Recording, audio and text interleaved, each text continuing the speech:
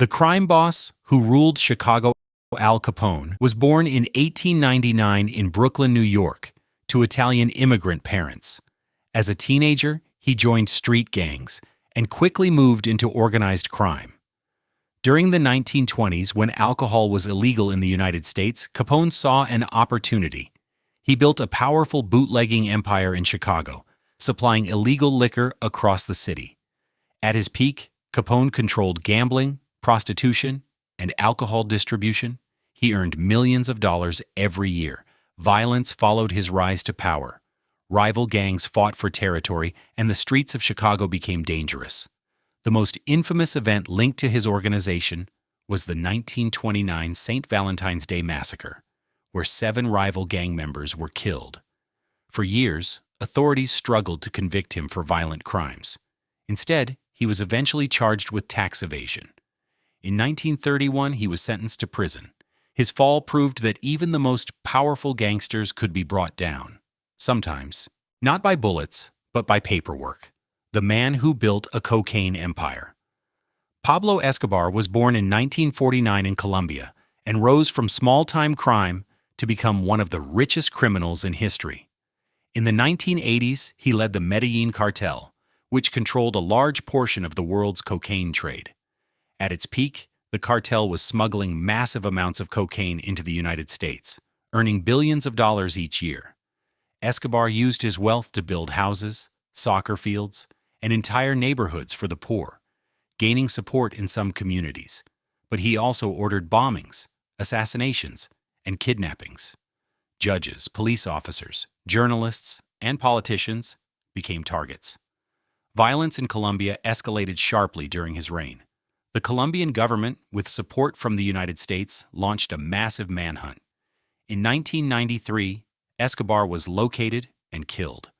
His death weakened the Medellin cartel, but the global drug trade continued. He remains one of the most powerful and infamous gangsters in modern history.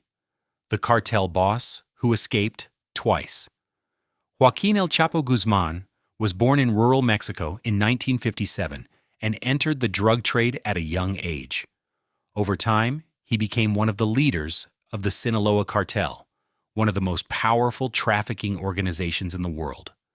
Under his leadership, the cartel smuggled cocaine, heroin, methamphetamine, and fentanyl into the United States and other countries. The operation generated billions of dollars and operated across multiple continents. El Chapo became famous for his dramatic prison escapes. In 2001, he escaped from a Mexican prison, reportedly hidden in a laundry cart. After being captured again in 2014, he escaped through a mile-long tunnel dug beneath his cell. In 2016, he was captured once more and later extradited to the United States. In 2019, he was sentenced to life in prison. His story remains one of the most dramatic in modern organized crime history. The man who reorganized the American Mafia, Lucky Luciano, was born in 1897 in Sicily and moved to New York City as a child. By the 1920s, he had become deeply involved in organized crime during the Prohibition era. Unlike many gang leaders of his time, Luciano believed in structure and cooperation, rather than constant violence. In the early 1930s, after a violent mafia war in New York, he reorganized the American underworld. He created a governing body known as the Commission, which divided power among major crime families to reduce internal conflict. This system allowed organized crime to operate more efficiently and profitably. Luciano was eventually arrested and convicted on prostitution-related charges in 1936. During World War II, he reportedly assisted U.S. authorities with naval intelligence and later had his sentence reduced. Even after deportation to Italy, his influence continued. Lucky Luciano is remembered as the architect of modern American organized crime, the Harlem kingpin who built his own supply line. Frank Lucas was born in 1930 in North Carolina and later moved to Harlem, New York. In the late 1960s and early 1970s, he became one of the most powerful heroin traffickers in the United States. Unlike many dealers who relied on middlemen, Lucas claimed he went directly to suppliers in Southeast Asia to secure large shipments. By cutting out intermediaries, he increased profits and gained control over distribution in Harlem. His operation allowed him to sell heroin at lower prices while maintaining high earnings. At his peak, he reportedly handled millions of dollars in drug revenue.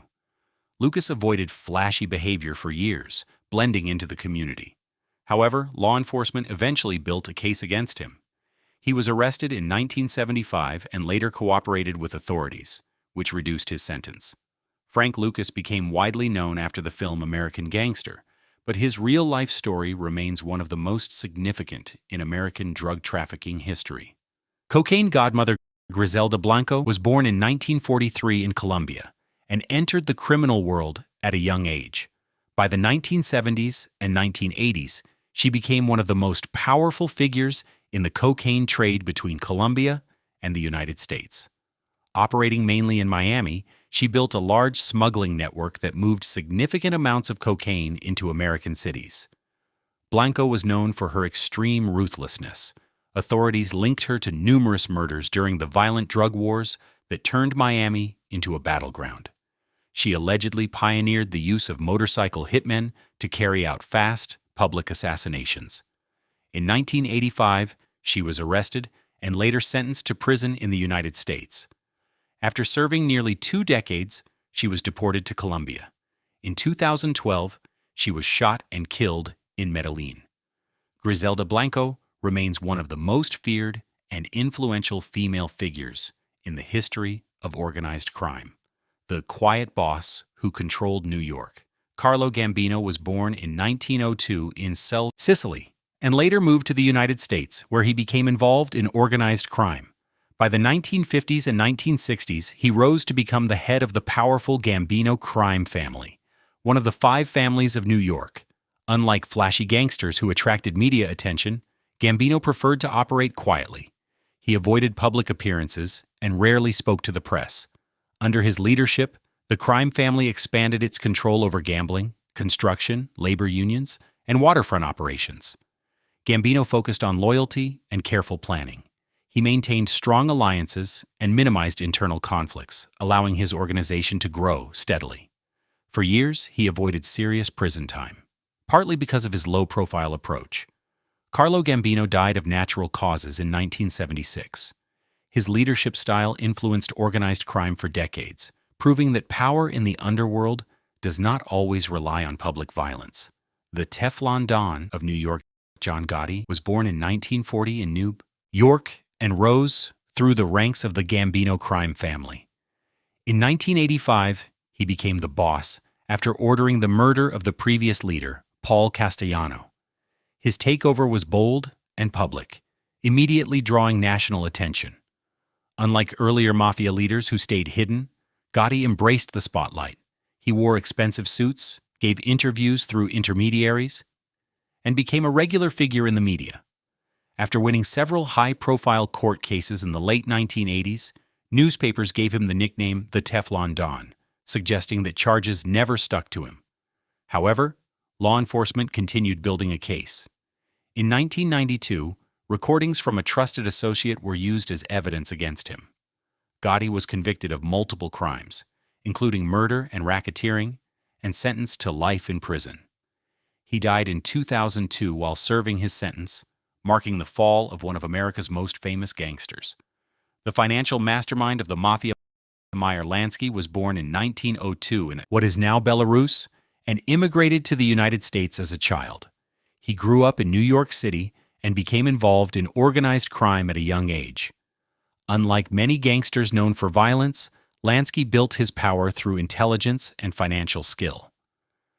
During Prohibition, he partnered with major crime figures, including Lucky Luciano, helping to organize bootlegging operations. Over time, Lansky became known as the mob's accountant. He managed large sums of money, invested in casinos, and expanded operations into places like Cuba and Las Vegas. Lansky focused on structure and long-term profit. He helped modernize organized crime by treating it like a business. Despite decades of investigation, authorities struggled to convict him of major crimes. Meyer Lansky died in 1983, leaving behind a legacy as one of the most financially powerful and strategic figures in American organized crime history. The fugitive who lived in hiding, Whitey Bulger, was born in 1929 in Boston and became the leader of the Winter Hill Gang, a powerful Irish-American crime group. During the 1970s and 1980s, he controlled drug trafficking, extortion, and illegal gambling operations in the city. What made Bulger's story unusual was his secret relationship with the FBI. For years, he acted as an informant, providing information about rival gangs while continuing his own criminal activities. This protection allowed him to operate with less interference from law enforcement. In 1995, tipped off about an impending arrest, Bulger went into hiding. He remained a fugitive for 16 years, becoming one of the FBI's most wanted criminals. In 2011, he was finally captured in California. In 2013, he was convicted of multiple crimes, including murder, and sentenced to life in prison. In 2018, he was killed by fellow inmates. His life became one of the most dramatic crime stories in modern American history. The Lord of the Skies. Amado Carrillo Fuentes was born in 1956 in Mexico and rose to become the leader of the Juarez cartel during the 1990s. He earned the nickname the Lord of the Skies because of his large fleet of aircraft used to transport cocaine from Colombia into Mexico and then into the United States. Under his leadership, the cartel expanded rapidly. By using private jets and cargo planes, Carrillo Fuentes increased the scale of drug shipments and profits. At his peak, he was considered one of the most powerful traffickers in the world, controlling major smuggling routes across the U.S.-Mexico border. As pressure from law enforcement intensified, he attempted to change his appearance through plastic surgery in 1997. However, he died during the procedure under mysterious circumstances. His death weakened the Juarez cartel, but his methods reshaped modern drug trafficking. Amado Carrillo Fuentes remains one of the most powerful figures in cartel history. The underworld kingpin of South Asia, Dawood Ibrahim, was born in 1955 in Mumbai, India. In the 1980s, he rose through the criminal underworld and founded a powerful syndicate known as D Company. His network expanded rapidly, moving from street crime into large-scale smuggling, extortion, and organized rackets. Over time, his operations reportedly stretched beyond India into the Middle East, Africa, and parts of Europe. Authorities have linked him to money laundering and international criminal networks. He is also accused of involvement in the 1993 Mumbai bombings, which killed hundreds of people and marked one of the deadliest terror attacks in India's history. Following increased pressure from Indian authorities, Ibrahim left the country and has remained a fugitive for decades. He has been designated by several governments as a global terrorist. Dawood Ibrahim remains one of the most wanted crime figures in the world, representing the reach and evolution of modern organized crime.